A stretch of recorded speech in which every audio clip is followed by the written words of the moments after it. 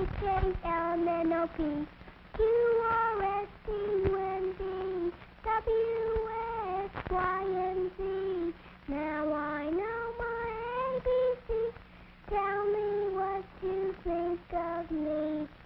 We think it's very nice to know your alphabet. And at New York's Great Bronx Zoo, A stands for A-N-D-Y, Andy, and here he is, a 3.5-year-old baby orangutan from the island of Borneo.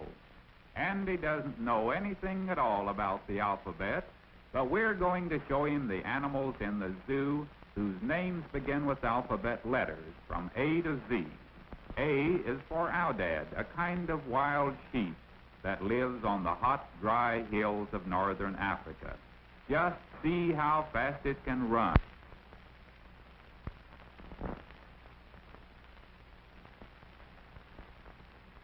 B is for bear, and especially for the big white polar bears that live near the North Pole. In the zoo, they like to dive into the water, and Andy's friend shows him just how they do it. Splash, and he's in. Polar bears have lots of fun in their pool. They have a barrel to play with, and on very hot days, they dive and splash and play all day long. They don't mind the heat at all. C comes next, and C stands for camel. Children ride on camels in the Bronx Zoo and have lots of fun. This kind of camel comes from the Arabian desert, and Andy and his friend are going to take a camel ride and pretend they're crossing the hot sands of the desert. This is probably the first time a baby orangutan ever took a ride on a camel.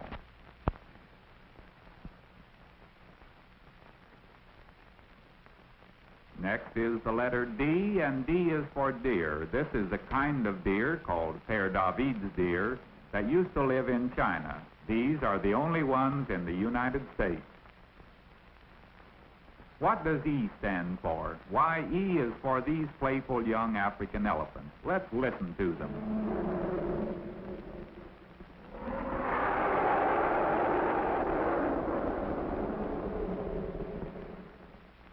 F is the letter that stands for frog. Andy doesn't like frogs. He's getting out of there quick. It's just a common old bullfrog, Andy. It won't hurt you. Andy isn't sure about that, but he knows his friend won't let the frog jump at him. G is for gibbon, a kind of ape that lives in Malaysia. Listen to its call.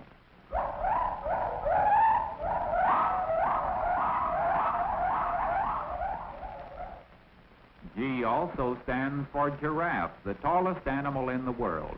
Some giraffes are 3 times taller than a man.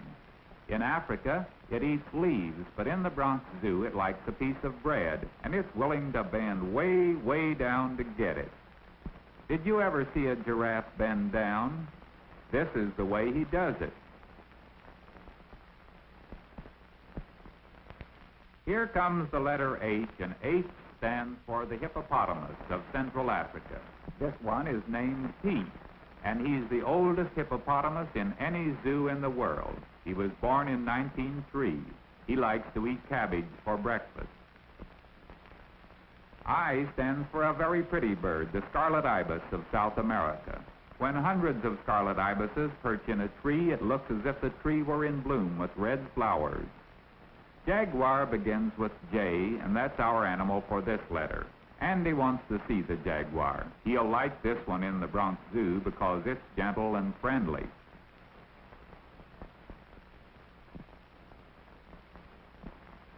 What does K stand for, Andy?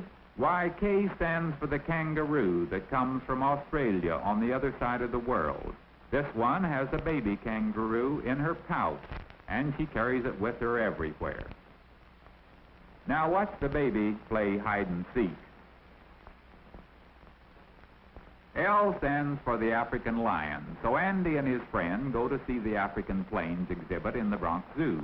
They want to hear the lions roar. Did you ever hear a lion roar? Listen.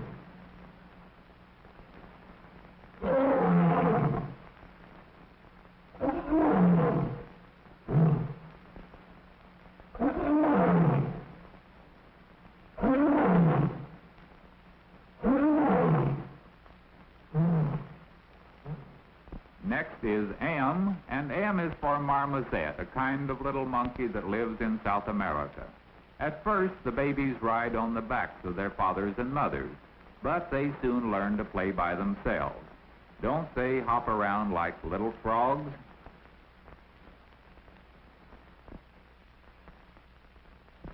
In Andy's alphabet, N stands for Nyala, one of the pretty antelopes that live in Africa. All these Nyalas are brothers and sisters.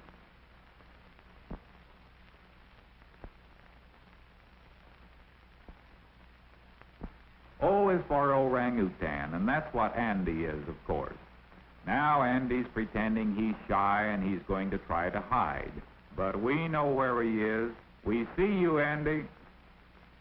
O also stands for ostrich, the biggest bird in the world. It can't fly, but see how fast it can run.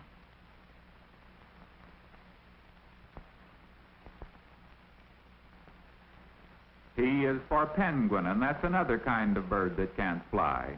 This is a king penguin that lives down by the South Pole. It can swim underwater faster than a fish.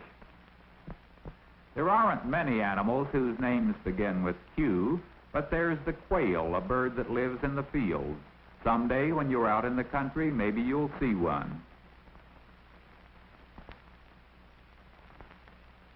Next is R, and that's for rhinoceros that lives in Africa. He likes to stir up the dust with his nose, and then he walks over to beg for apples. He likes apples as much as you do, and Andy and his friend are giving him some.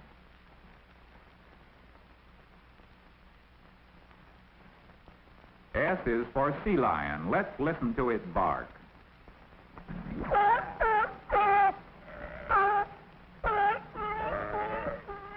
S also stands for skunk, and that's one animal Andy's sure he doesn't want to make friends with. One look and one sniff, and Andy's getting out of there. And when Andy doesn't like something, he makes a face about it. In the Bronx Zoo, T is for tiger, and especially for this beautiful, gentle mother tiger who was born in the Bronx Zoo. This is a drawing of a tortoise, T for tortoise. And Andy's learning all about it because he's going to take a slow, easy ride on one of these big tortoises from the Galapagos Islands. They won't bite Andy because they only eat leaves and cactus and green things like that.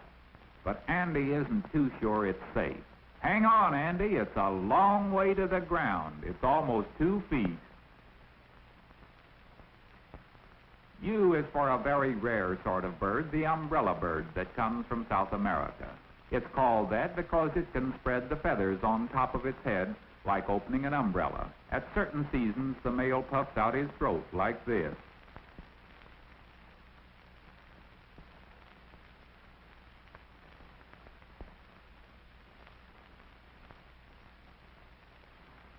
V is for another bird, the North African eared vulture. It isn't very pretty, is it? But there's another kind of vulture that is pretty. This is the king vulture that lives in Mexico and part of South America. After V comes W, and that's for the wolf. There used to be lots of wolves in the United States, but they only live in out-of-the-way places now, and they're not dangerous to people. X is a hard letter to find an animal for, but these are Xenopus frogs, spelled Xenopus. The man is going to take one out of the tank and hold it in his hand so you can see it. These frogs come from Africa.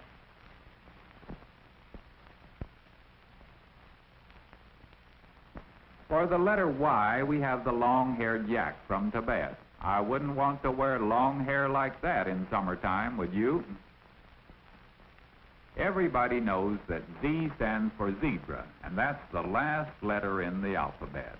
We've gone all around the Bronx Zoo looking at the animals from A to Z, and that's the end of Andy's animal alphabet.